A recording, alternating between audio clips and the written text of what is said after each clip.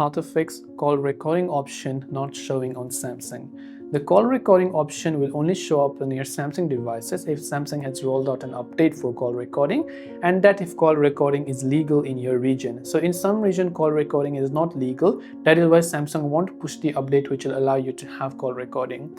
Now just in case Samsung actually went ahead and then rolled out the call recording feature to a bunch of many regions and devices on the latest One UI 7 update. So you can go to software update and check if you have got the latest One UI 7 update, because now when you've gotten the latest One UI 7 update, right, I'm using One UI 7. Now if you go to your phone app like this, then you tap on the three dots icon here and then you simply go to settings.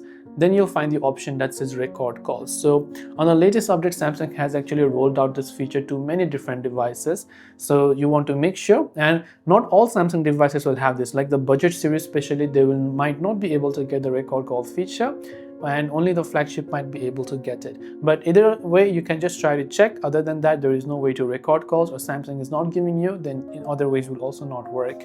So hope this video helped you out. If you have any questions, feel free to leave them down. Thanks for watching and see you in the next video.